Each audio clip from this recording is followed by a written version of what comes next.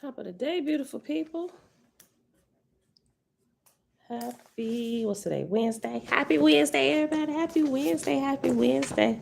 It is October. I'm sorry, not October. November. Today is Bella's birthday, y'all. She is 6 years old today. Sis still asleep.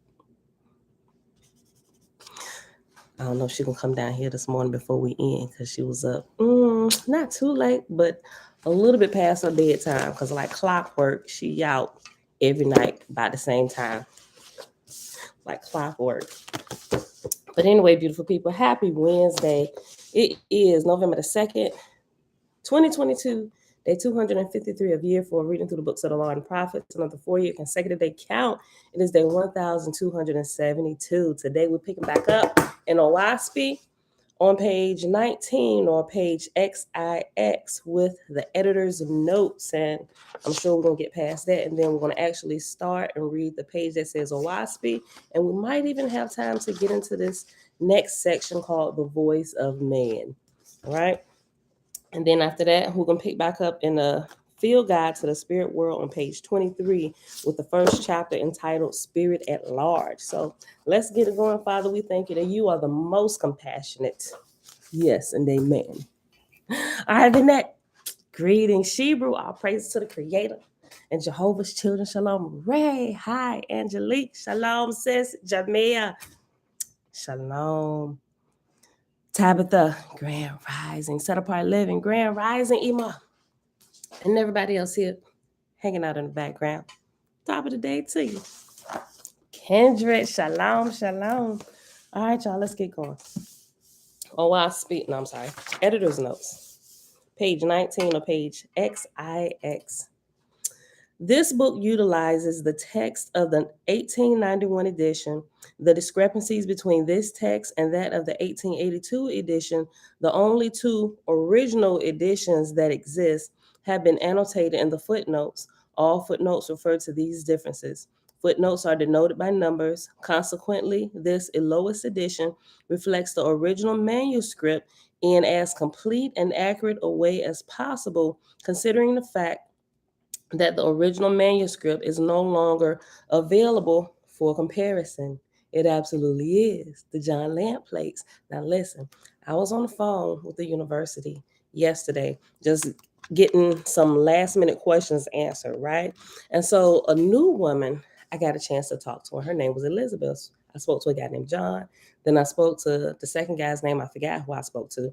But when I talked to Elizabeth and I was explaining to her just a little bit and that how we were looking, I was just trying to figure out exactly how much they could get printed before we get there, right? And I was telling her we was thinking about taking 2 max 3 days being there, but if at all possible, if they could have all the different categories printed out and available to us, that would make the day that we have to be actually at the college just like one day, right? So as she was getting all of them from him, she was actually on the phone with me and she sent me, I'm gonna share this other website with they have a whole exhibit for Oahspe. She called it an exhibit, right? Hold on. I'm gonna have to get it. I gotta go back to my I'm gonna post it. I was gonna post it yesterday, but I hadn't finished going through it. An exhibit where on their web page for the library web page for New Mexico, if you scroll, I forget the step. I gotta go back to my notes. But I'm gonna do that after we get done. But there's a whole page exhibit for Oahspe and everything regarding to Oahspe, the Shalom, everything is included in that page with all the references. I'm like, oh my gosh, this is a gold mine. She said, yeah. She said, we have so much stuff. She said, and for things like this, it'll tell you everywhere where all this information is located, the file, the box number, all the item number and all that stuff. She said, so if you can get us the item number, that would make things a lot easier for us to track down, she said. But if you can get real specific, get the item number, then click on the item number, then go inside of it, and it gives you a little more detail. She said, pick specifically, if not the whole thing, get the box number and the box number and the file number. She said, if you give us that, we can go right to it. Otherwise, we'll pick up the item number and search through the title that you give us or whatever. I was like, okay. And so after being on the phone for a few minutes and going through all this and her walking me through the website and telling me what to click on, she said, okay, so how much of this are you getting printed out? I said, well, not all of it, just some specific things like what was happening at Shalom, the community, along with the John Lant, the actual original printing press plates, the proof sheets. She said, okay. She said, now some of this, she said, well, yeah, none of this is digitized yet. She said, so if you're coming in a few weeks, she said, it doesn't take us that long to get it printed out. She said, and if you want to, she said, really, we could put all this in PDF format for you and we can email it to you. And we could even mail the printed copies to you if you want. I was like, and you won't be missing any pages. Because that's what I'm not afraid of it. I'm not sure.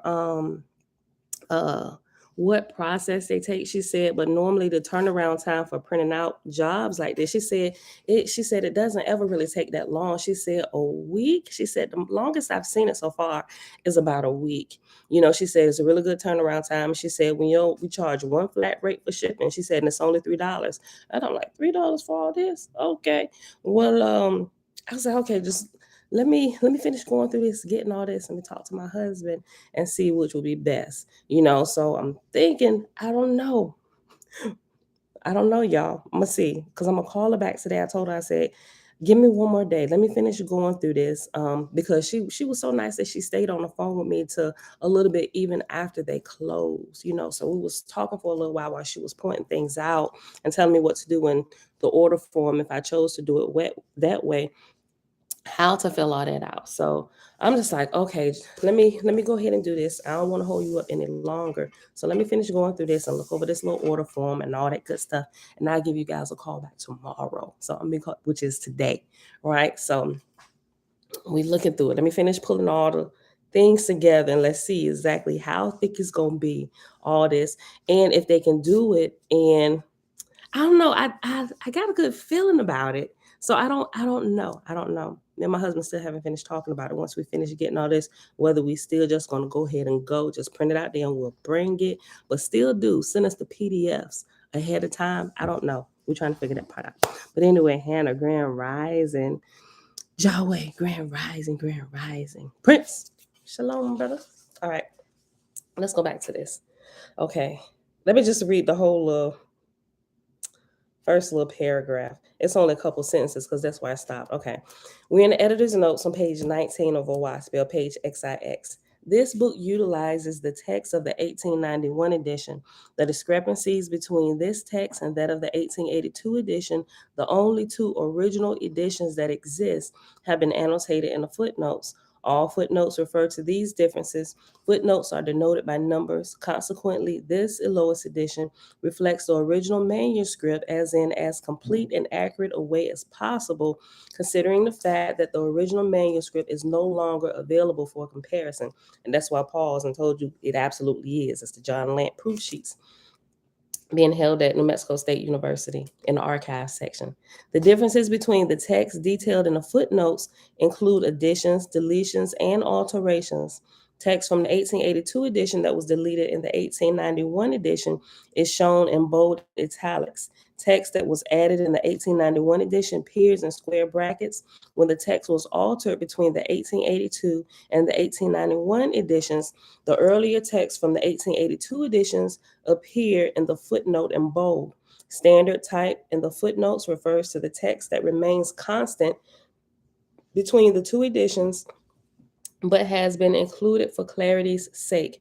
Most commentaries on the text, including the editor's selection of footnotes that appeared in either edition, have been moved to the endnotes at the end of each book.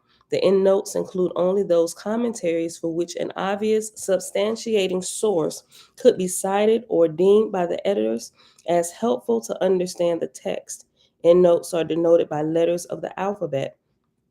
Endnotes without attribution, the bulk of the glossary, and the three plates that accompany it were written by the Elohist editors. Obvious typographical errors, grammatical errors, and inconsequential alterations in either edition have been corrected without being footnoted.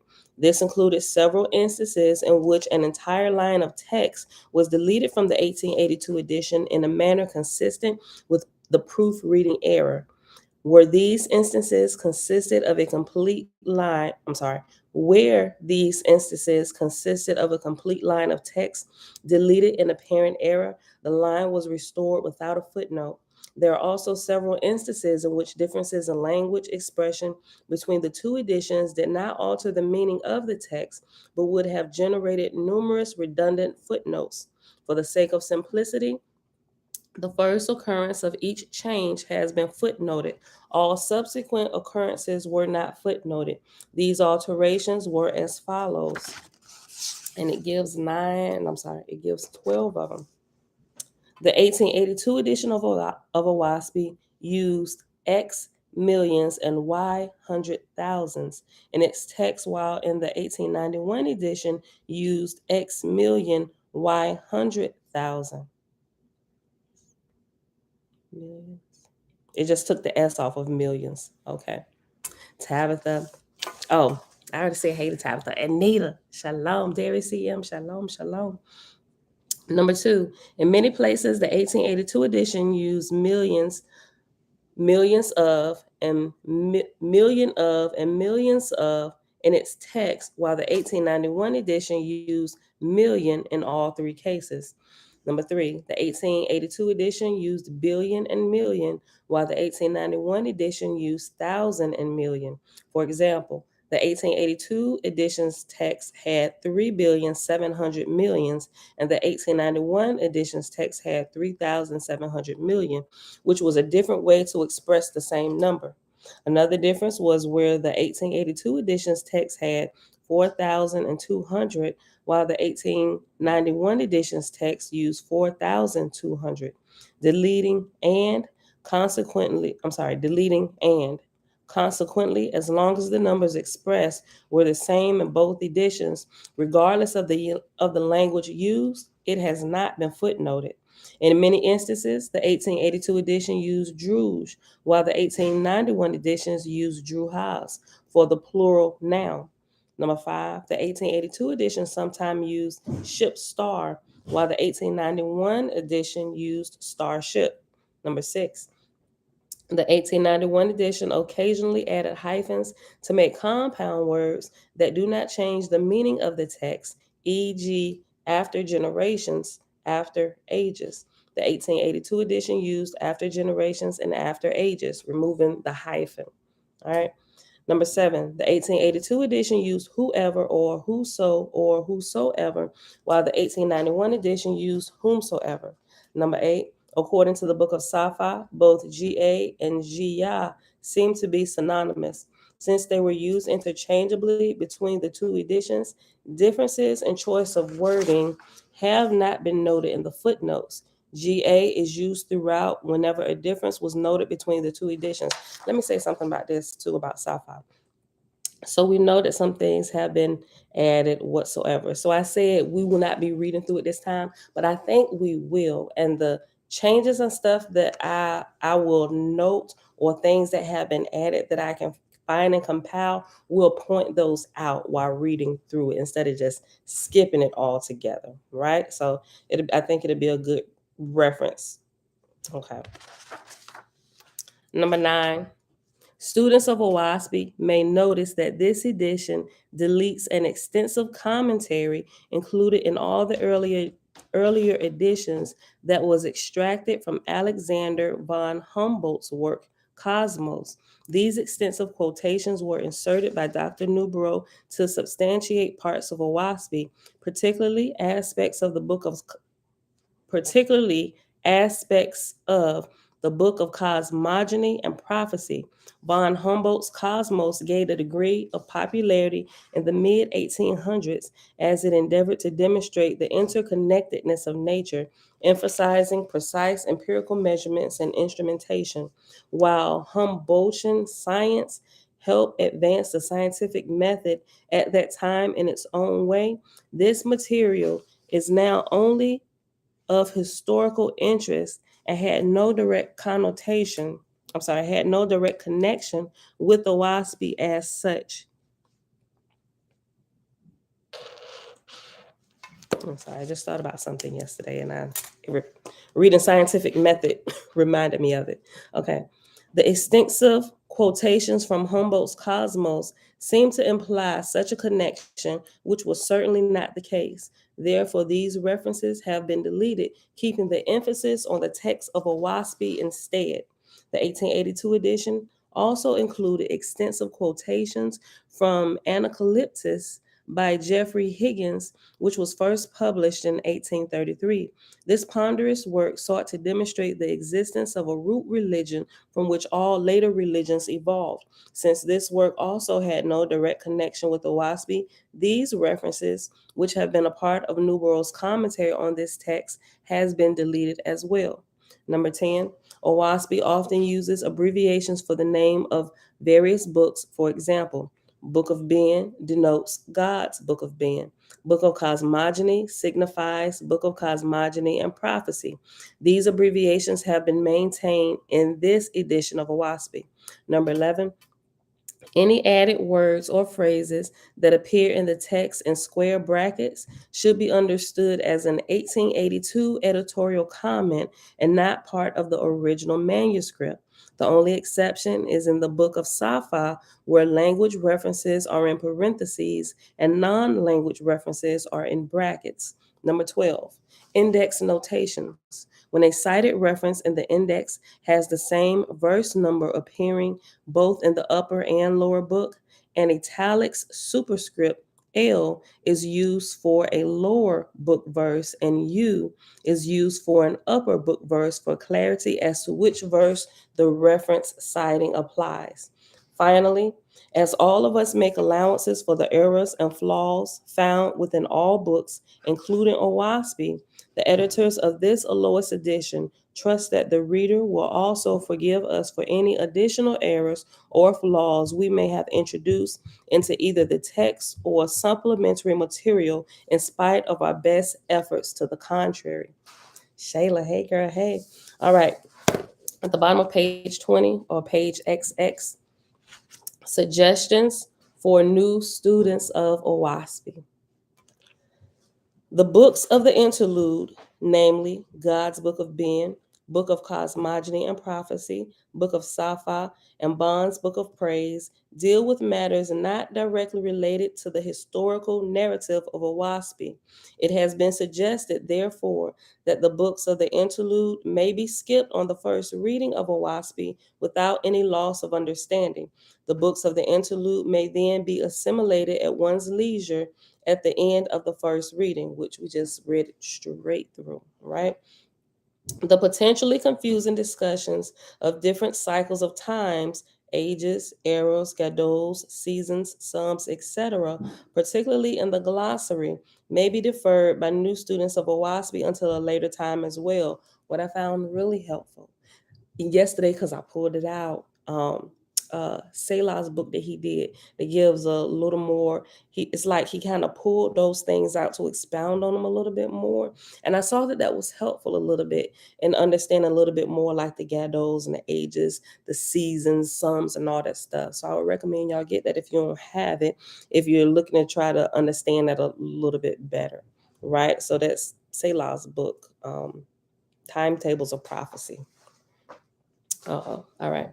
The potentially confusing discussions of different cycles of time, ages, eras, gadols, seasons, sums, etc., particularly in the glossary, may be deferred by new students of Oahspe until a later time.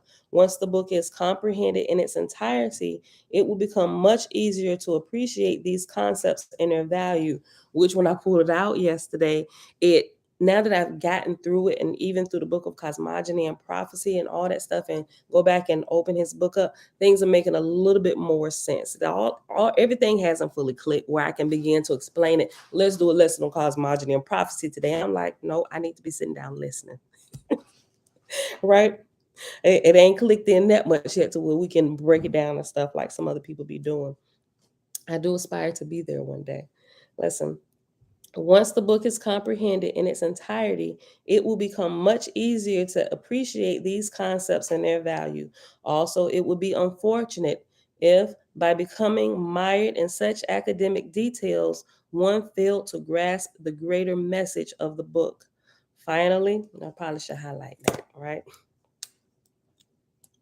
Hold up. Matter of fact, highlight the whole section for the suggestions for new students of Oahspe. I'm gonna read this sentence. These last two sentences again.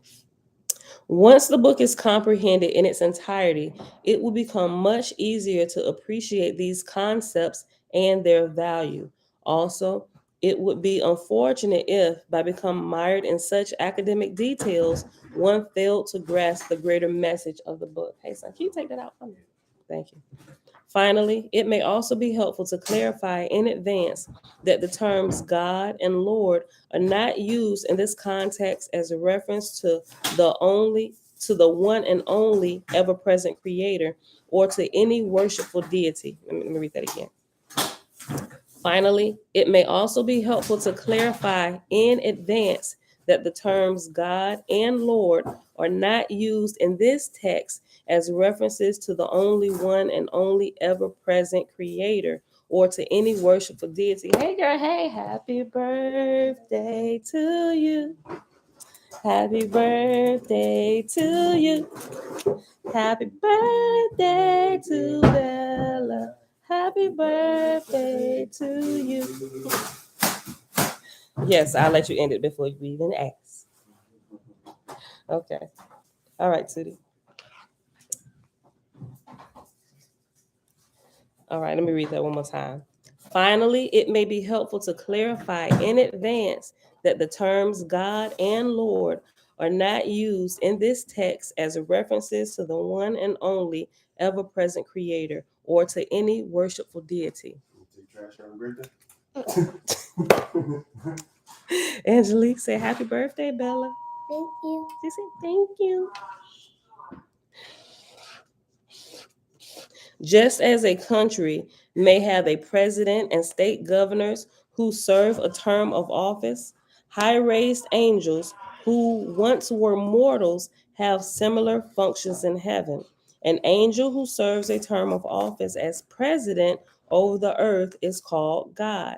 And angels who serve a term of office over divisions of the earth are called lords.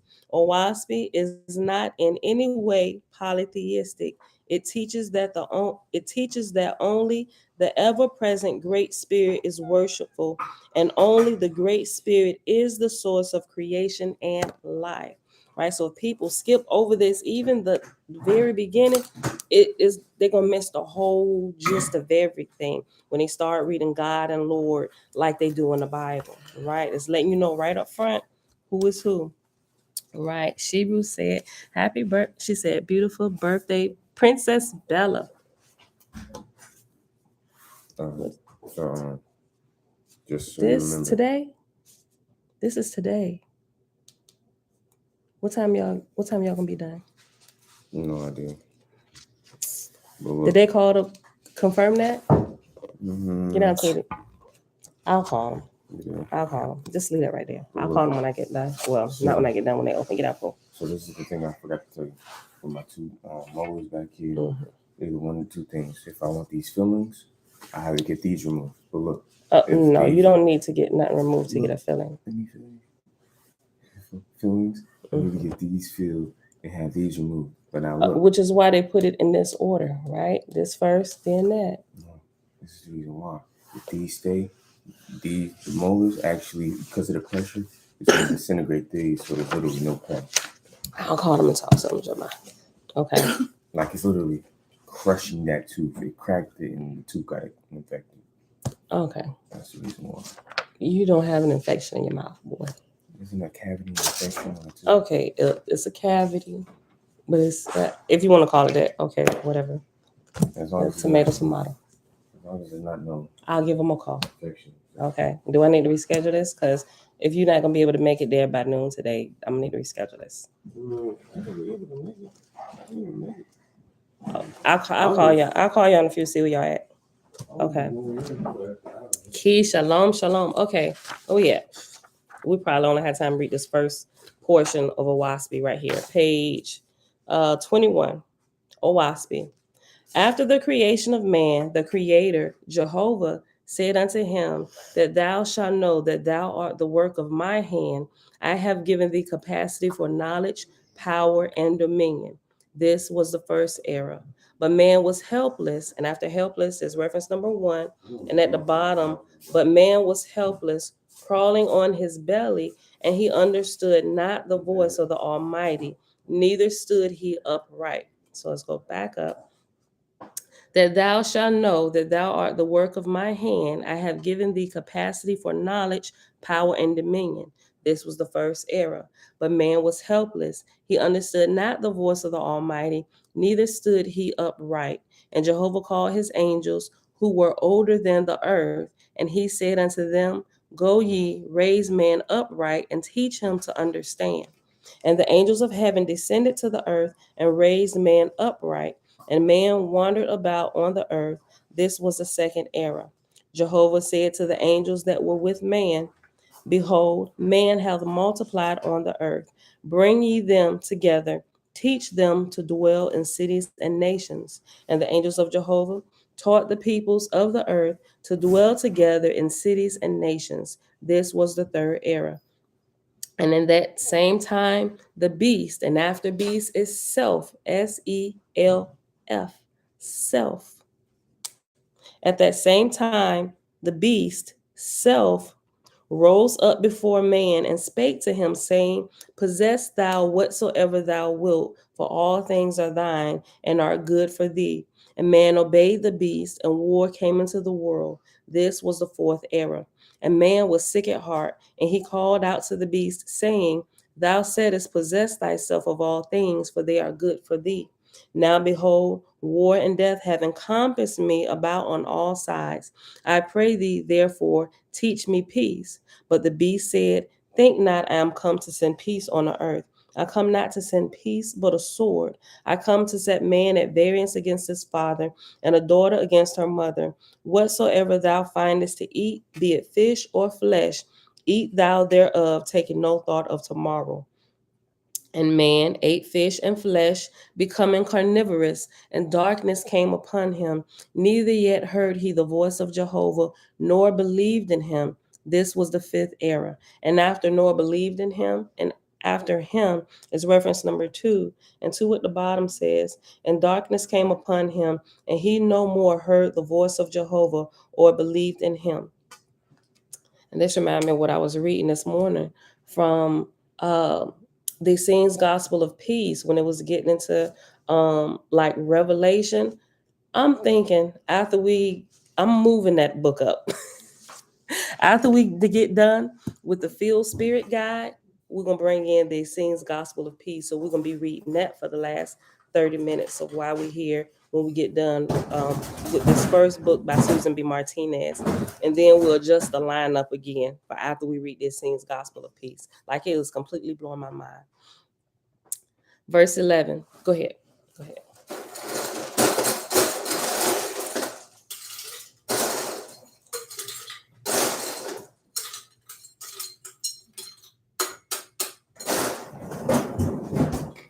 Okay. Verse 11. And the beast divided itself into 4 great heads and possessed the earth about, and man fell down and worshipped them. And the names of the heads of the beast were Brahmin, Buddhist, Christian, and Mohammedan. And they divided the earth and apportioned it between themselves, choosing soldiers and standing armies for the maintenance of their earthly aggrandizement. And the Brahmins had 7 million soldiers, the Buddhists 20 million, the Christians 7 million, and the Mohammedans 2 million, whose trade was killing man. And man, in service of the beast, gave 1/6 of his life and his labor to war and standing armies, and 1/3 of his life he gave to dissipation and drunkenness. This was the 6th era. Verse 14, Jehovah called to man to desist from evil, but man heard him not. And after Jehovah called, after called is reference number 3. And 3 says, called out to. Jehovah called to man to desist from evil, but man heard him not. For the cunning of the beast had changed man's flesh so that his soul was hid as if in a cloud, and he loved sin. Jehovah called unto his angels in heaven, saying, go ye down to the earth once more to man, whom I created to inhabit the earth and enjoy it. And say ye unto man, thus saith Jehovah, behold, the seventh era is at hand. Thy creator commandeth thy change from a carnivorous man to contention. I'm sorry. Thy creator commanded thy change from a carnivorous man of contention to an herbivorous man of peace. The foreheads of the beast shall be put away, the war shall be no more on the earth. Thy armies shall be disbanded. And from this time forth, whosoever desireth not to war, thou shalt not impress, for it is the commandment of thy Creator. Neither shalt thou have any God, nor Lord, nor Savior, but only thy Creator, Jehovah. Him only shalt thou worship henceforth forever.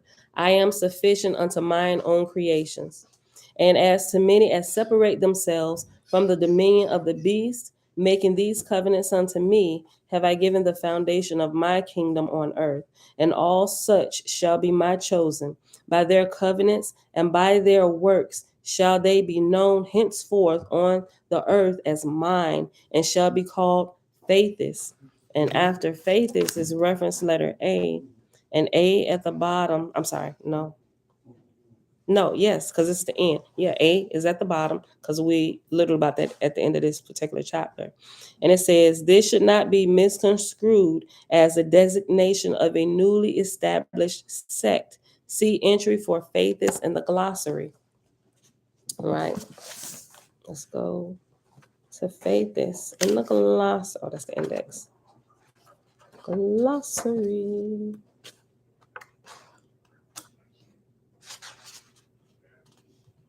It's on page 775. Faith is one who has faith in Jehovah, the ever present Great Spirit, being over all and within all, to a wise and definite purpose. One who has faith only in Jehovah and not in a God in the shape of a man.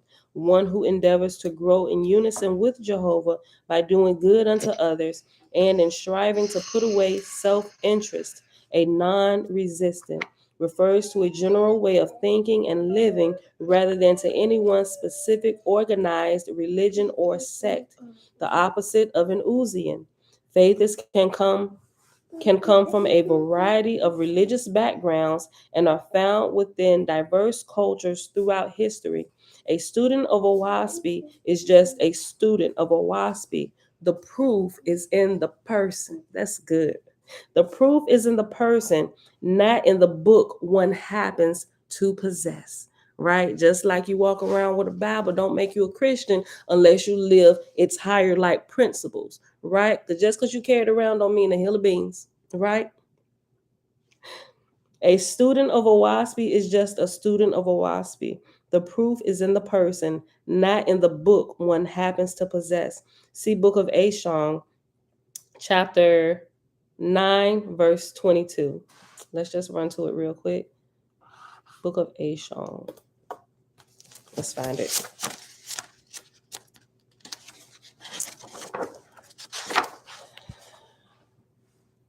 Start on page 42, Book of Ashong. What chapter? 9? IX chapter 9, verse 22.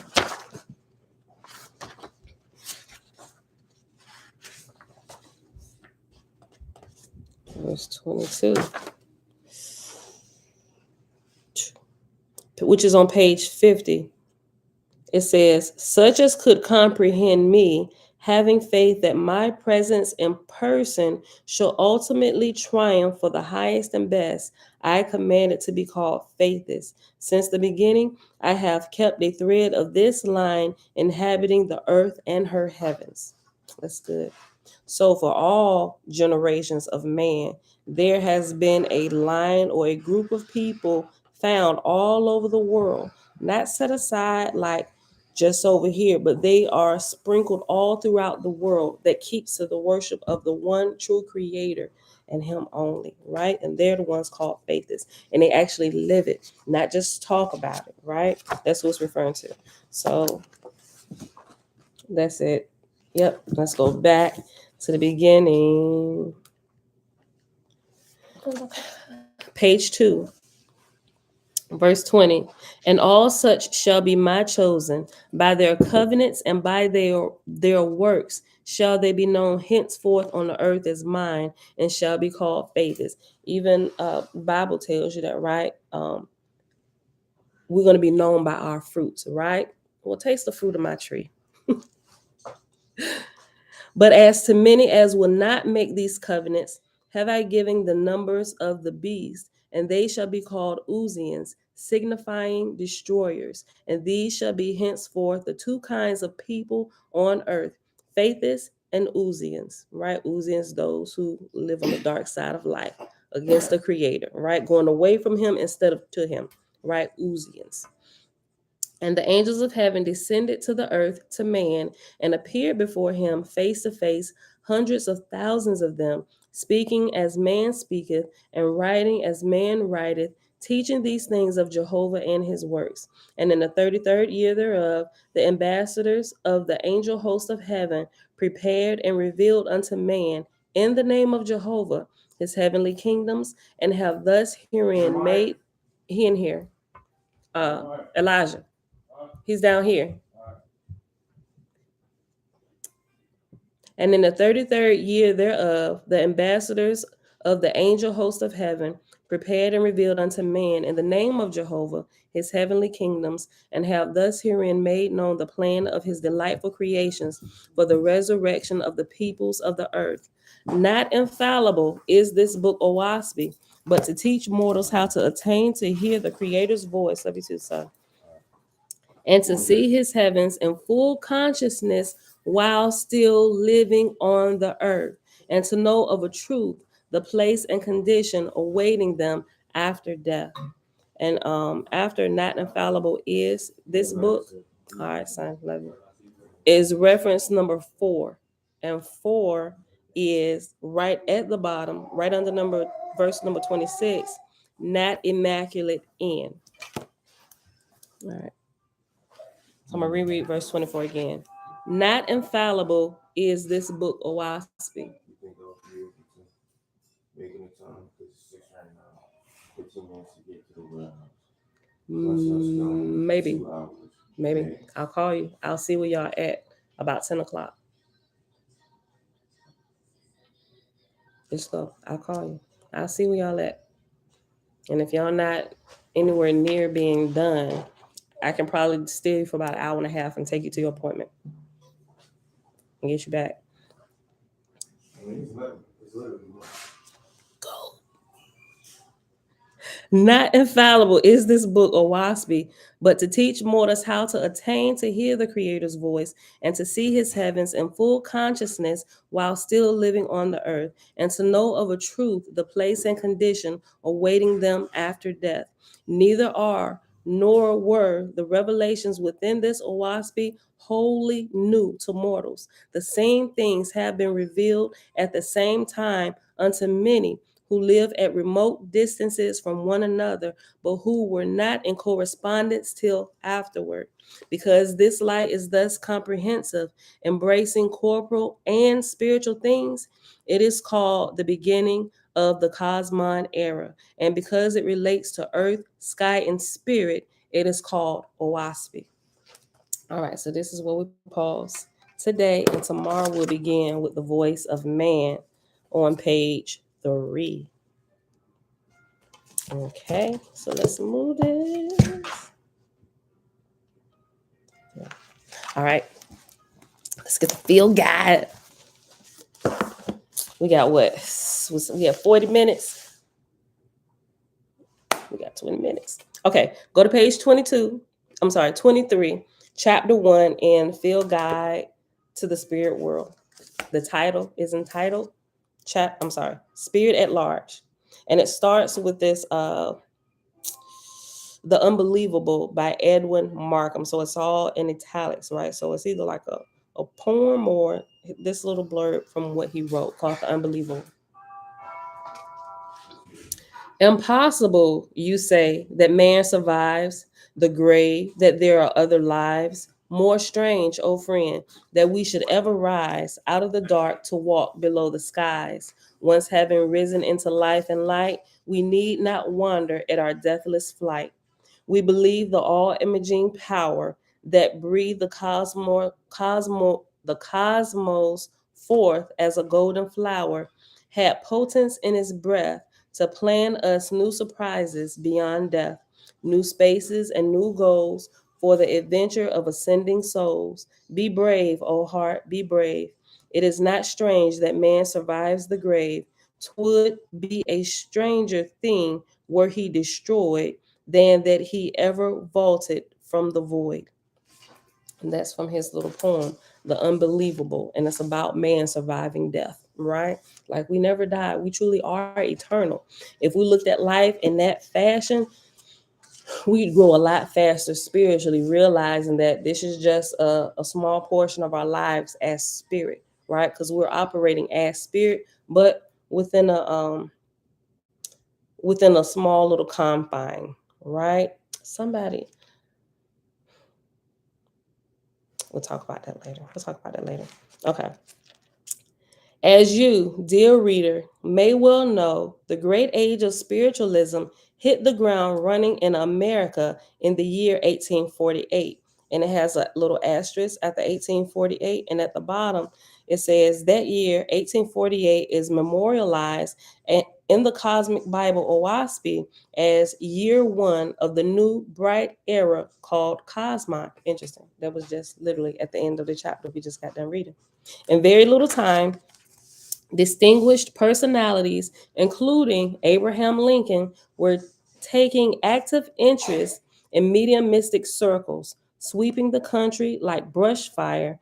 The movement, nonetheless, drew as many detractors as proponents. John Dodge, for one, thought he could explain the apparent manifestation of spirits in a purely materialist way. His book, The Philosophy of Electrical Psychology, met with great success, especially in the scientific community. In 1851, Daniel Webster, Sam Houston, and Henry Clay personally invited Mr. Dodge to the Capitol to lecture on his ideas. Spirits, Dodd explained in his talk, were not a reality. What we mistook for spirits were merely the body's electrical emanations, produced for the most part by the operations of the brain. You can tell he was a real intellectual getting there trying to explain this away. A spirit trying to explain a spirit away. Listen, he was so asleep at that time. Listen. A few years later, though, Dodds was disturbed by an unnerving experience, an apparition. Four spirits appeared before him, four relatives who were living in Norfolk, Virginia, right here where I'm at. Well, I'm in Suffolk now, but here in my area, Hampton Roads, the Tidewater area. Four spirits appeared before him, four relatives who were living in Norfolk, Virginia. They told him that they had just passed into the spirit world dead of yellow fever. When Dodds later confirmed the fact, his unbelief was shaken. Over the next 6 months, John Dodds struggled with his unsettling experience, trying to convince himself that the vision had been some sort of psychological quirk. By early 1856, he gave up the fight and joined the ranks of the spiritualists, publicly embracing the immortality of the soul. The question is sometimes asked, why were there so many manifestations and full form apparitions in the mid 19th century compared to today? One explanation, drawing on the Oahspe Bible, lies in the matter of cyclic dawns and danhas. These are times of light ushering in a new era, which then lasts for some 3,000 years, meaning we are still in that, right? Where that information is being poured out upon all flesh, right? And those that get it and tap in are those who are beginning to line their light and their life up to the information that's flowing out. If you get on that channel, you will receive all that information, right? Listen, over the next, oh, I'm sorry, I went up too far. One explanation, drawing on the Oahspe Bible, lies in the matter of cyclic dawns or Dan Haas. These are times of light, ushering in a new era, which then lasts for some 3,000 years. Cosmon is the name of the present era, which began in 1848. The light of heaven is revealed at the start of each new dawn.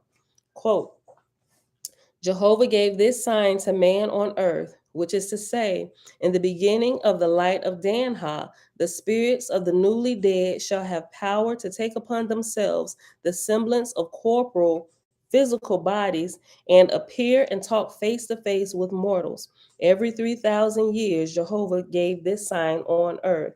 End quote. And that's found in Oahspe, Book of Jehovah, chapter 7, verse 4. We're on page 25, chapter 1. Like Dodds, his contemporary Dr. John Baloo Newborough, 1828 to 1891, would go the way from skeptic to believer, but again, not without a fight. For many years, approximately from 1848 to 1874, Newborough, though medium mystic and clairvoyant himself, would not commit to any of the going theories. I think he truly turned a corner in 1874, the year in which he published a small booklet entitled Spiritualis. The tract was in a Q&A format or question and answer format in which he posed questions to his spirit teachers. At one point, question 19, he inquired about electricity, a la dots, and magnetism.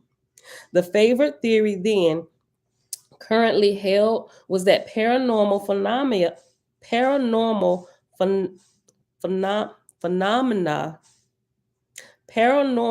phenomena devolved on a living magnetism or electricity belonging to the body of the medium. The magnetizer's art was thought to depend on withdrawing that electricity from the system. However, the jolting answer to Newborough's question 19 was that dead magnetism cannot impart intelligence, and electricity is inanimate, it grows not. Moreover, Newborough was told that the power that springs from the living body is spirit. Only spirit could receive and impart knowledge. Newborough, 7 years later, became the amanuensis of the Oahspe Bible. My bibliography of Newborough is called The Hidden Prophet, and they have that on Kindle if you want to download it. You can also buy the printed copy of it as well. I think it follows that energy, like electricity, is an in. Okay, I read it a little bit wrong. I think it follows that energy, like electricity, is an inadequate solution to such manifestations as show intelligence, as discussed in the introduction. Yet, 150 years have done nothing to settle the debate. Even today's parapsychologists, who should know better, tell us that flying objects in a poltergeist situation, some of them huge and following elaborate patterns, are being thrown about by psychic energy emanating from the unconscious. Most incredible. Ad Hunt and McMahon, 1888, page 116. Is the continued insistence of these skeptics that such amazing physical phenomena are caused by the subconscious release of a mental force innate within themselves. Hauntings, it is still stubbornly argued, are not caused by any intelligence, but by energy that psychic sensitives merely interpret as personalities. No, ghosts are not ghosts, but some kind of psychic energy, emphasis added, that has been imprinted on the atmosphere and can be picked up by certain people. Underwood, 1986, page 219. Just how this splendid magic is wrought is never explained, nor are we given the slightest clue how an impersonal bundle of violent psychic energy, emphasis added, could be the fallout from an emotional explosion which may have occurred centuries ago. Sprague, 1967, page 164. So it's saying that is completely wrong, right? Because you're trying to tell me that power is illuminating from this cup itself, and all of this is happening because of some innate force within this. It has no life in it, right? And they trying to explain things away like things in and of themselves is creating these apparitions and all these energy flows and paranormal activities and stuff. They said, really? And explain to us how this is exactly how this happens, right? That's when he said, just how this splendid magic is wrought is never explained, nor are we given the slightest clue how an impersonal bundle of violent psychic energy is italicized and it has emphasis added for the italicization of energy. Nor are we given the slightest clue how an impersonal bundle of violent psychic energy, emphasis added, could be the fallout from an emotional explosion which may have occurred centuries ago. Sprague, 1967, page 164. If this were any other field of study, these theories would be drummed out for wild speculation and gross incompetence, right? Ghostly entities, in fact, exhibit not only intelligence but also cunning, as well as, almost knocked it over, as well as, hold on. Let me start over.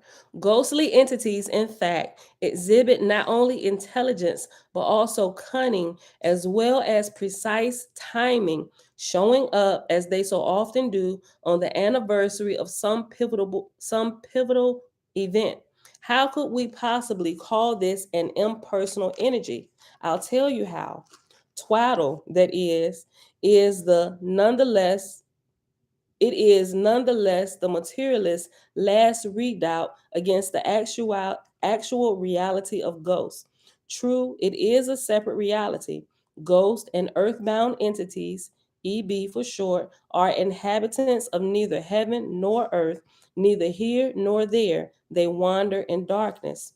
Quote, a great multitude of angels of darkness are gathered together upon the face of the earth, and many of them will not hence into the higher heavens. Billions of spirits of the dead do not know the plan of the resurrection to the higher heavens, but wander about on the earth, not even knowing the organizations of the kingdoms of the lowest heavens.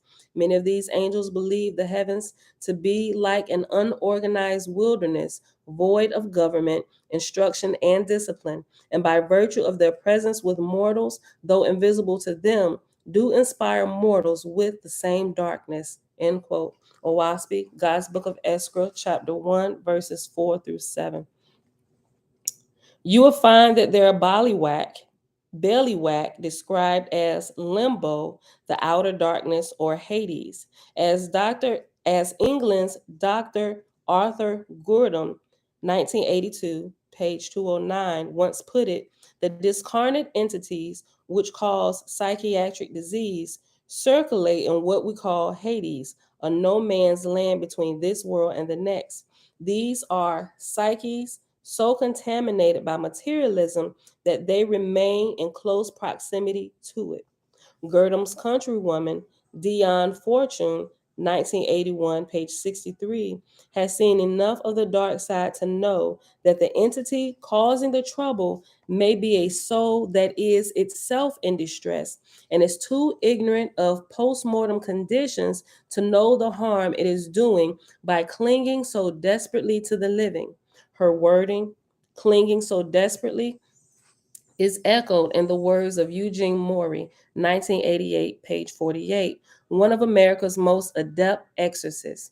Quote, I often think of an invading spirit entity as a drowning person desperately clinging to another for help. When living on the earth, he was never given directions or an indication what he would find after dying. He may think that possessing a living person is his sole option. He knows of no other place to go. End quote. Quote, as a drowning man clingeth to a log, so cling the Druhas, Hades' spirits to mortals. End quote. That's found in Oahspe, Book of Lika, chapter 22, verse 11. A grasping parasitic entity that latched onto a young man was described in the same terms. Quite by chance, an experienced medium, Frank Decker, happened to meet that young man and later avowed that he had perceived a spirit with him that was hanging around him so closely that he is almost overshadowing the young man's personality. He, the entity, is very unenlightened. He does not know he is dead. He seems to be clinging, emphasis added, to the young man, not really knowing what is going on. End quote. S. Smith, 1970b, page 152. Cases vary. One entity, spotted by Dr. Adam Crabtree, 1985, page 178, was afraid of starvation without someone to feed upon. Feed? Oahspe alludes to this. Quote, millions of them lived with mortals as familiars, depending for their own existence upon the spiritual part of the food mortals drank and ate. End quote. Oahspe, Book of Fragapati, chapter 37, verse 3, or as Dr. Edith Fiore, 1987, page 77, has observed, the victim of sudden death may just latch on to the nearest person to stay alive or simply because they feel lonely, confused, or scared. How long can such an attachment endure?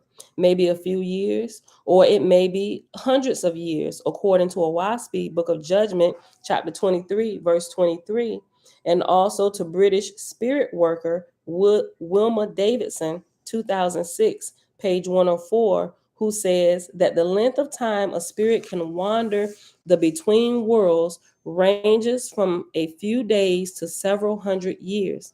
The English cases are some of the richest. Near Exeter, in 2007, a spirit named Jacob was wreaking havoc in one particular household. Through the medium, he divulged that he had been hanged nearby for horse stealing in 1837. In spooky old England, too, near the Channel, a very old house was found to be haunted by a stubborn spirit who ultimately revealed himself as John Aird. I was murdered in this house 465 years, 9 months, and 3 days ago, and buried in a garden. Herwood, 1971, page 12. Aird further communicated that he had hidden a quantity of gold in the cellar and wanted it to be found and turned over to his descendants. It is not that unusual for money matters to hold a spirit back, as in the case of one John Clement X. And after John Clement X, it has an asterisk after the X. And at the bottom it says, appending an X onto someone's name is the standard way that spiritualists refer to a deceased person who returns, usually in a communication announcing his or her identity as an ex mortal. Okay, so go back up. I'm going to read the sentence over. It is not that unusual for money matters to hold a spirit back, as in the case of one John Clement X, who recalled with great remorse a crime he had committed during his life, asking that the money that remained be returned to its owner. Fodor, 1966, page 387. Or take a more recent American case. A man dies. His wife cannot find his life insurance policy. The husband comes in a dream, revealing that the papers are in a strong box in the attic, and that is just where she finds them. Sometimes it is only the deceased who can reveal a hiding place. After the death of Dante, it was realized that the ninth, I'm sorry, after the death of Dante, it was realized that the 13th canto of his Paradiso was missing. Soon the dead poet appeared to his son Pietro Alighieri and told him to remove a curtain panel near the window of the room in which the poem was written, and there the missing canto was found, mildewed but legible. Alcott, 1972, pages 99 to 100. Quote, patterns of haunting are almost identical in all countries and cultures, end quote. Hans Nageli Osjord, Possession and Exorcism. Concerning ghost return, there are countless antidotes pointing to some grievance of the departed that keeps him or her lingering on the earth plane. Often we hear some excarnate house owner disgruntled with the new owners and manifesting as a disruptive ghost or even a poltergeist. When I read this, I thought about the story Selah gave when he said it's an active spirit in the building. Oh, that story tickled me and scared me at the same time. Listen. Concerning ghost return, there are countless antidotes pointing to some grievance of the departed that keeps him or her lingering on the earth plane. Often we hear some excarnate house owner disgruntled with the new owners and manifesting as a disruptive ghost or even a poltergeist. Others are obsessed with a place, such as the entity who possessed a very young girl because her family built their home on her erstwhile 80 years ago property. Vengeful, the entity had tried to attack the parents, but their aura was too strong. So the child became the victim, and she was made into a very shy, crippling, fearful child, which is why we shouldn't be lying to our children, giving them crazy stories. I know sometimes you got to think of a story to convey a principle. But things like this, we gotta like tell the children truth, teach them about the creator, make sure they're as strong spiritually as they possibly can be at the current ages they are, and it should grow over the years, right? We don't never want our children to become a target of any of these things. Hold on. Vengeful, the entity had tried to attack the parents, but their aura was too strong. So the child became the victim, and she was made into a very shy, crippling, fearful child. As a matter of fact, the possessor, as discovered in hypnosis, had been a hanged murderess. She passed on the upset of her traumatic finish to the child. The troublesome spirit in some traditional societies, on the other hand, is frequently thought to be vexed by his improper burial. In every part of the world, though return for vengeance' sake has been reported for those who died as victims of murder, persecution, torture, decapitation, injustice, and the like, retaliating by causing accidents, quarrels, attacks, sickness, or even just a good fright among the living, right? And that's what we be kind of running to, like good frights. Like, get on out of here with that. You better quit it. Like, I ain't got time for your otherworldly shenanigans tonight. The well-known author Isabel Allen, 1993, pages 224 to 25, relates the chilling story of General Pratt's ghost. This goes back to the 1970s. Pratt, Child's leading general, had refused to participate in the CIA inspired coup, ousting the Social Democrat president Salvador Allende, who incidentally was assassinated on September 11th, 1973. It was a Tuesday. The leading families then fled to Argentina, but as Isabel recounts, on September 29th, 1974, which is a little over a year later, a bomb exploded in Pratt's automobile after dining with my parents. The force of the explosion dismembered the general, and his wife died in the blazing inferno. Isabel goes on to relate what happened next. A few days later in Santiago, in the residence of the commander in chief, where Pratt and his family had lived, Pinochet's wife saw General Pratt in broad daylight sitting at the dining room table. After her first shock, she thought that the vision was a result of a bad conscience. But in the following weeks, the ghost of the betrayed friend returned many times. It appeared standing in the salons. It walked loudly down the stairway. Remember, I told y'all yesterday about what happened? And that who I thought was my husband was walking loudly up my stairs and walking loudly in the room. Then I realized it wasn't my husband because my husband came walking in the room a few minutes later. I'm like, babe, somebody's in the closet. All right. Look. And so now that I'm reading this over again, I'm like, who, and I even said, I'm like, why is he stomping through here? Sound like he was stomping, like heavy, just walking, because he never walks that loud. I'm like, he must really be mad, right? I ain't got time for other worldly shenanigans. But hold on. Let me go back here. Hold on. Let me start this whole sentence over again. Walked loudly down the stair. I want to underline that. Listen. A few days later in Santiago, in the residence of the commander in chief where Prats and his family had lived, Pinochet's wife saw General Prats in broad daylight sitting at the dining room table. After her first shock, she thought that the vision was a result of bad conscience, but in the following weeks, the ghost of the betrayed friend returned many times. It appeared standing in the salons, walking loudly down the stairway. It peered through doorways until its obstinate presence became intolerable. Pennant had the walls of his bewitched house reinforced and the windows covered with armor plate. He doubled his armed guard, installed machine guns around the perimeter. Like, how you gonna shoot a spirit? Pinochet had the walls of his bewitched house reinforced and the windows covered with armor plate. He doubled his armed guard, installed machine guns around the perimeter, and blocked off the street so no one could approach.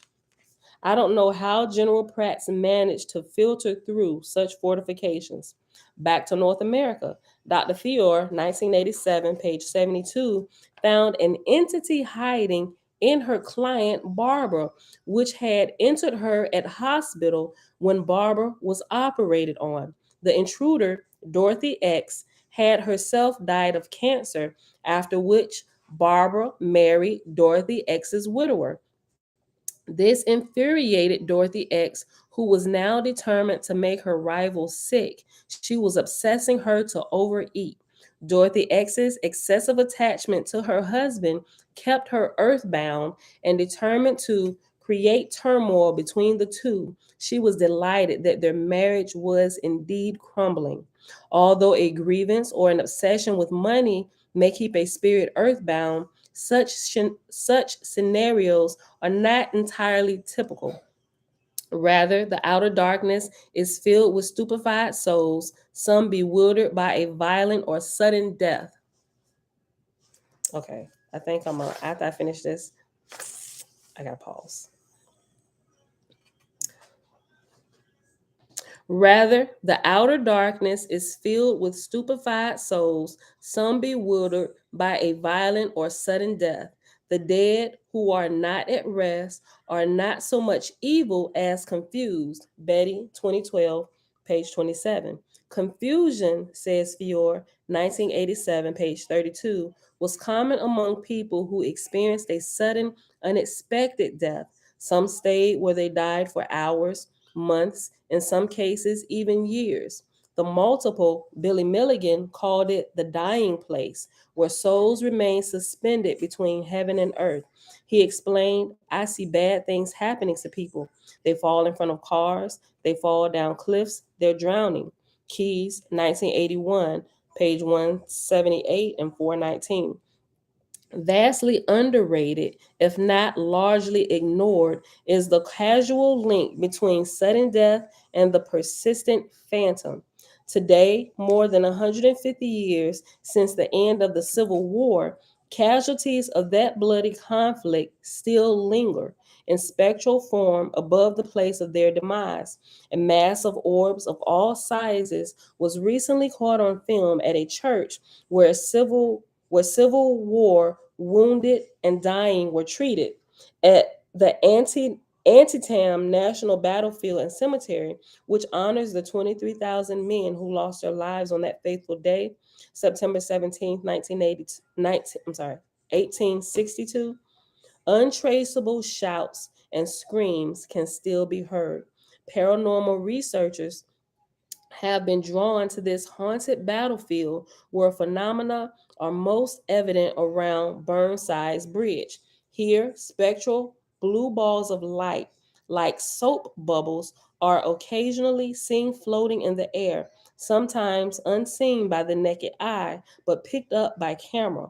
Ghost hunters know the place to look for perfectly round, transparent balls are murder sites, scenes of violent death, places of suicide. Theories? Maybe it is the deceased attempting to put itself back together. Ramsland 2001, page 205 and 296. Let me read after. What is this? I'm gonna read to after this little next blurb. Okay. Still Battling is a subtitle in bold on page 31.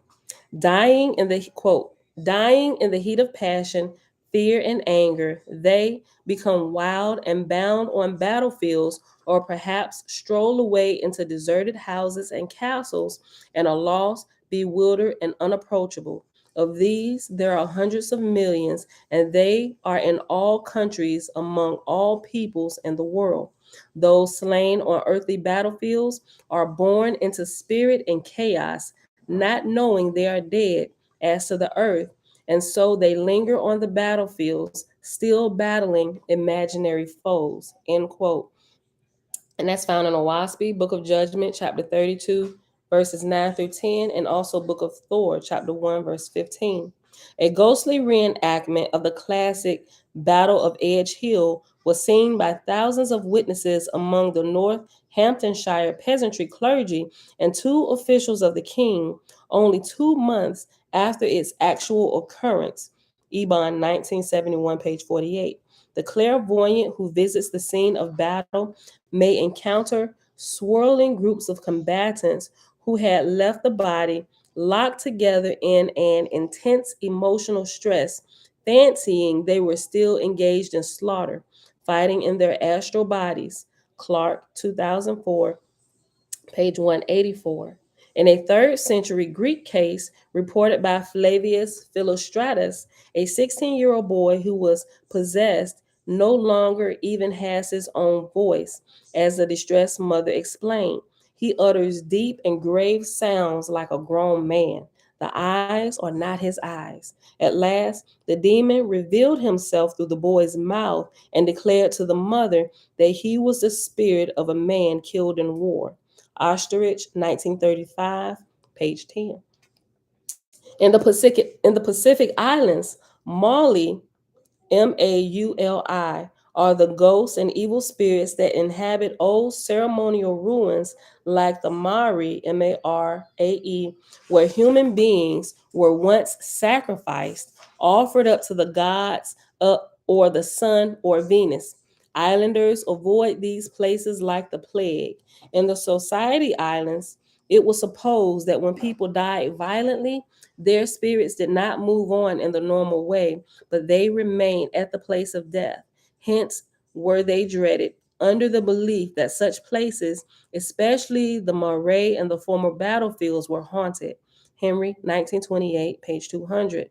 Neither were Samoans who had died a violent death, especially in battle, able to start on their journey to the next world. Fear was felt by the survivors, lest such spirits should haunt their former abode.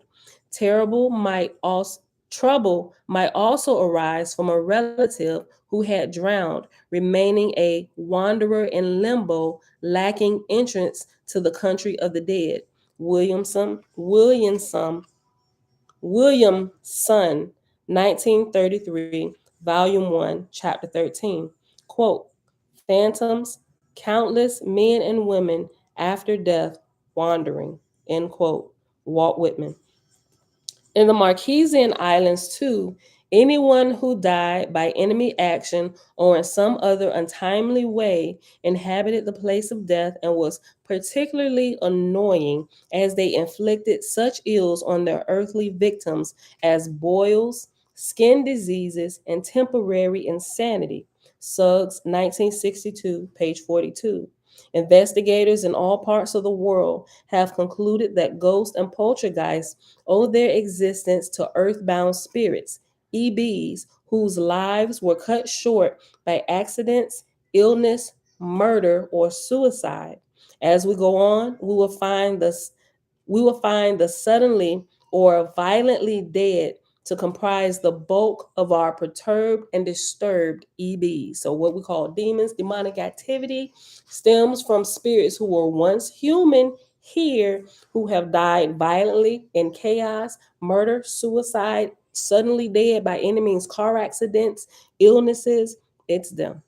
And they could be hundreds of years old past their point of death, right? Still lingering, right? Quote, many reports that have come through mediums are accounts from those who had died suddenly, end quote. John G. Fuller, The Ghost of 29 Megacycles. In one of Horatio Eddy's Dark Circles, Alcott, 1972, page 205 to 206, see below. Oh, I think it's going to get into it. See below, two discarnates made their appearance. One was a sailor spirit drowned in the wreck of the steamship President. The other was a maiden who died of a fever while captive among the Indians of Maine, circa 1770. They were traumatic, untimely deaths. Yet we cannot overlook the fact that even those who have made a smoother transition may be oblivious to their passing. It does not enter their minds that they are spirits, and they are loath to recognize the fact. Wicklund, 1974, page 43. Similarly, spirit mentors have explained that death is so simple and natural a process that many people do not realize the change and may be attracted by the auras of the living, causing mischief and misery. In fact, knowledge is an armor, right? And I find that to be true. Because as I'm learning more and more about what's really happening spiritually and enlighten me, I'm not so afraid. I mean, I still got a little spookiness going on. I'm just like, I wasn't prepared for that. Quit playing, right? But now I know what it is, and I'm like, oh my God, it's this crazy looking whatever.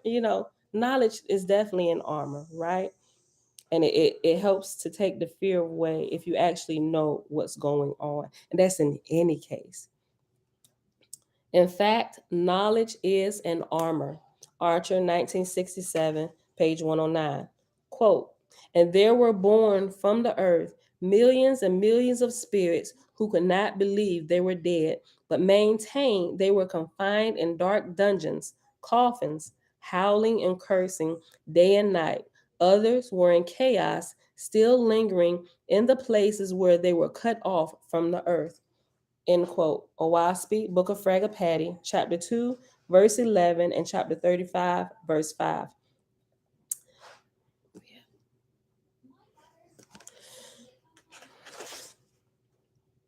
I think, you know what? Oh, no, I can't.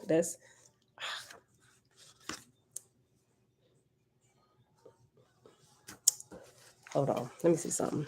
I'm gonna just have to end this. Hold on. I just wanted to see something real quick. See how much time I had. Okay, I ain't gonna be able to finish this. Okay, let me finish this last paragraph and we'll have to pause. This page right here. As a busy medium, England's Ena Twigg had often to deal with those entities who have lost their physical bodies but continue to haunt this life.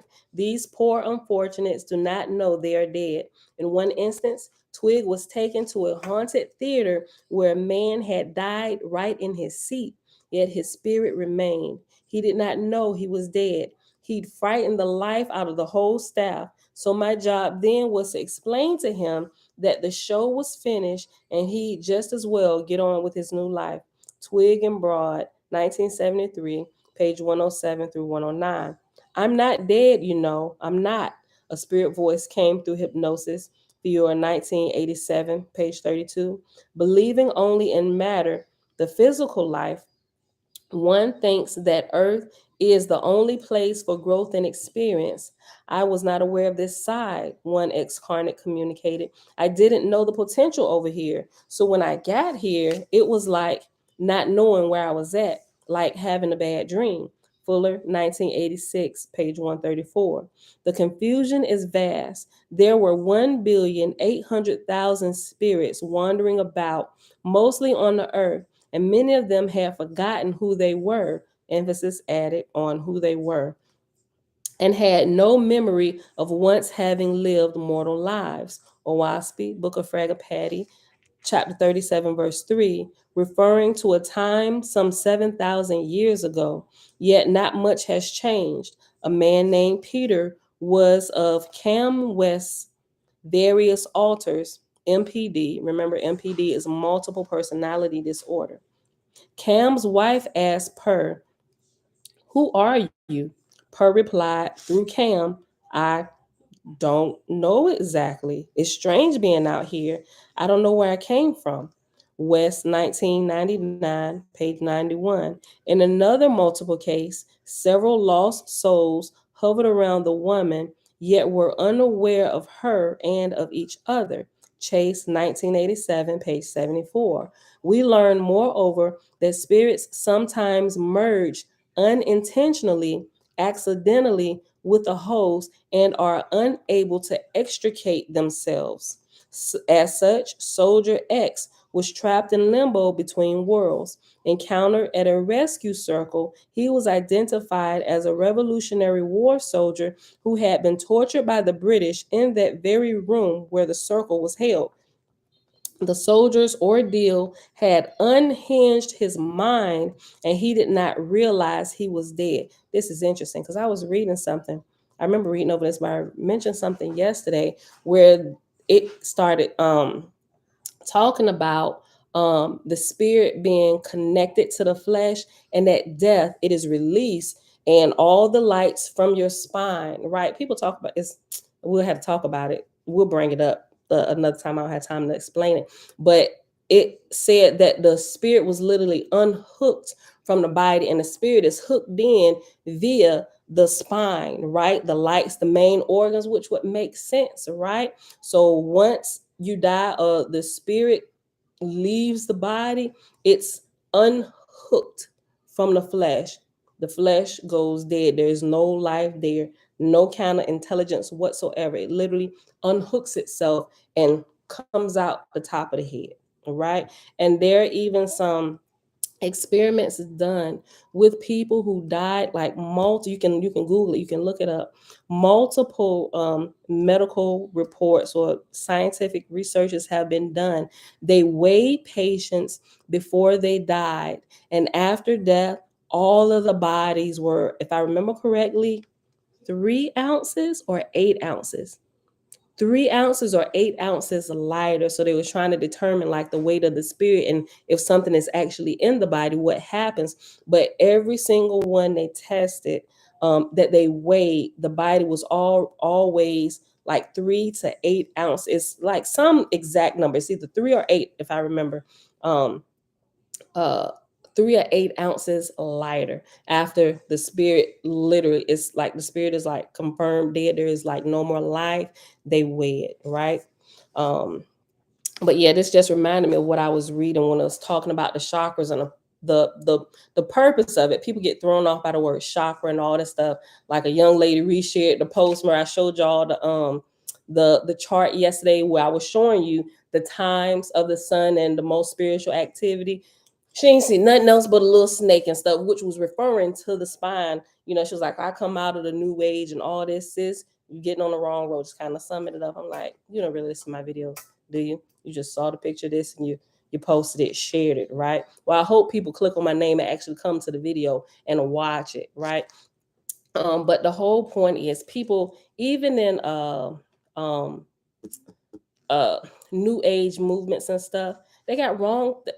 They have a lot of wrong teachers teaching them about a truth, and they're perceiving it to be something else, and they're teaching them it's evil, right? And that's how Christianity is teaching. I'm like, y'all, everybody has these energies in their bodies, and this is truly how the spirit is connected and locked into your flesh, right? Yeah, I like that, Hannah. My friend calls our body our earth suit. Right. So that was interesting. Um, but let me finish this right here, and then we're gonna pause right here at this one. And I think I'm a let me see, right here. We're gonna pause on page 35 after I finish this section right here. As such, Soldier X was trapped in a limbo between worlds. Encountered at a rescue circle, he was identified as a Revolutionary War soldier who had been tortured by the British in that very room where the circle was held. The soldier's ordeal had unhinged his mind, and he did not realize he was dead. He spoke through the medium in a broken, incoherent voice, pouring out a pitiful story of horror and confusion. Finally, the ghost accepted he was dead and agreed to leave the place. Spratt, 1967, page 164. Another spirit speaking through Mrs. Wickland admitted, I could not get out of the host's aura. Wickland, 1974, page 57. One wag, commenting on this stuckness, quipped that the devils themselves would gladly leave, but they cannot. Christianity, 1961, page 6. This is true. Many spirits are unable to go away from the mortals to whom they are bound and on whom they live. Oahspe, Book of Fragapati, chapter 35, verse 7. And in some of these instances, when spirits merge with a person by mistake, right? So this person had opened up themselves some kind of way to where this entity that was floating around, they got merged together by accident, like the spirit was not intentionally trying to merge with its current host. But in such cases, the spirit may want to get out so bad where it will sometimes drive its current host to major extremes so it can release itself from the body via suicide. Or they call things to happen where the person would die, because that's the only way, if there's not a trained person to understand what's going on and help these people get released of these certain spirits. If that doesn't happen, they will drive this person to end themselves so that they can be released. But upon their release, the native spirit will also be released as well. And there you have another spirit born into chaos, right? And it's just a vicious cycle, which is why you had exorcisms and things like that, different. And this is going to talk about some of this electroshock therapy, because they know that there's something there. They ain't trying to shock you back to your senses. They trying to shock you to cause discomfort to your body, to try to force that spirit that's overshadowing you out of you, right? Let's get into some good stuff, y'all. And y'all can check into this. Okay, we almost done, like 1 minute. But ghosts and poltergeists seem to have a life of their own, to somehow drift into almost physical existence. Exactly how this is done has excited the curiosity of many investigators. It is wondered, Epps Sargent, 1876, page 36, with the aid of some occult alchemy unexplained to material senses. Perhaps, he thought, spirits have the power to extract elements from their surroundings wherewith they are enabled to present themselves in an exact resemblance to the earth body, together with its clothing and peculiarities.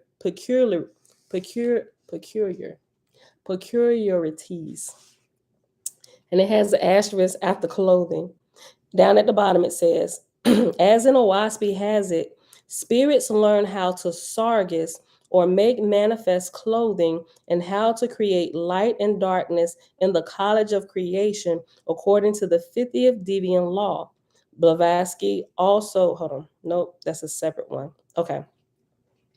Before Henry Steele Olcott jumped started the Theosophy movement with MME. Hold on, before Henry Steele Alcott jump-started the Theosophy movement with MME, Helena Blavatsky, he had earned a fine reputation as a government investigator. And this is a second reference, this little T, right? And it says, Blavatsky also traveled up the eddies where the spirits spoke to her in Russian. Before Henry Steele Olcott jump-started the Theosophy movement with MME, Helena Blavatsky had earned a fine reputation as a government investigator. Then, after eyewitnessing the materializations at the Eddy household in Vermont, he asked how those spirit forms, which he saw with his own eyes, could be explained. We can conceive of the body being made by a supreme effort of the spirits from the invisible atoms of the atmosphere. On one occasion, 10 spirits appeared to us, among them a lady who had died the Friday previous. Her relative sat beside me and was dreadfully agitated at the thought that one whom she had seen buried only a few days before, emphasis added, should so soon have burst the crements of the grave. Poor woman. Alcott, 1972, page 309, and pages 326 to 327. Right here, we're going to pause after this verse. Quote, I have given power to spirits of the newly dead, emphasis added on newly dead, to clothe themselves from the atmosphere with corporeal semblances of flesh and blood. When thou hast quit the corporal body, behold, thy spirit will be free. Thou shalt fashion from the surroundings thine own form, hands, arms, and feet and legs perfectly. End quote. Oahspe, Book of Apollo, chapter 10, verse 12, and Book of Ben, chapter 4, verse 10 through 11, which this says right here, when they ask the spirits, how in the world, how are you able to manifest yourself, right? Listen. Then, after eyewitnessing the materializations at the Eddy household in Vermont, he asked how those spirit forms, which he saw with his own eyes, could be explained. We conceive, quote, we conceive of the body being made by a supreme effort of the spirits from the invisible atoms of the atmosphere, end quote, right? And so this is where we'll pause at today. And I think when I come back, I'm going to come back and I'm going to start right here with this, probably at the end of this page, but ghosts and poltergeists seem to have a life of their own. And take this to the end. And we'll be we won't be here tomorrow, but it's like it's 2 pages, a little over, well, actually not 2 pages, almost 2 pages left, right? And then we start the chapter Flight of the Soul, which is really, really good. Me is short for Madam.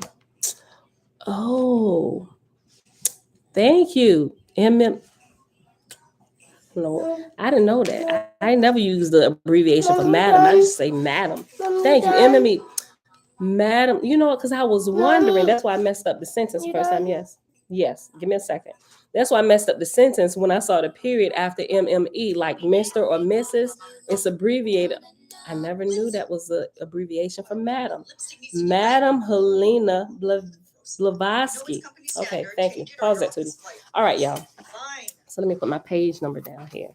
All right, so tomorrow we are observing Sabbath, so we will not be here. But you can read ahead. Feel free to go ahead, right? That way, look, when y'all come back, if y'all read ahead, I don't know, ask some questions. I might be to figure some stuff out. And then again, I might not. So we can talk about it together. I don't know, right? Or just save it to the weekend because we got Saturday and Sunday. We got a whole bunch of time on the weekend. So just, we'll see. Okay. Yes, Tootie. Yes, I'm about to end it. Hold on, my page number, girl. Hey. Okay, I'm gonna put back here. Pick back up. Tell me what's this on. Page. I'm put 34. Tell me what is this. I'm good at this game.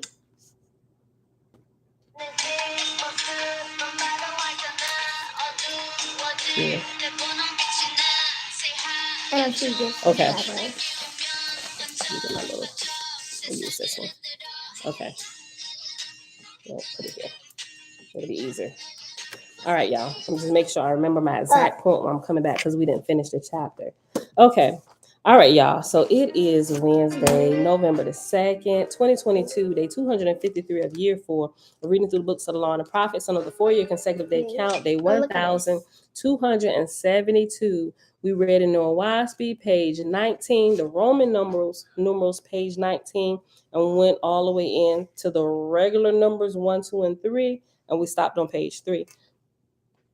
And we finished another little portion of the first chapter from pages 22 to page 35 in the Field Guide to the Spirit World, The Science of Angel Power, Discarnate Entities, and Demonic Possession by Susan B. Martinez.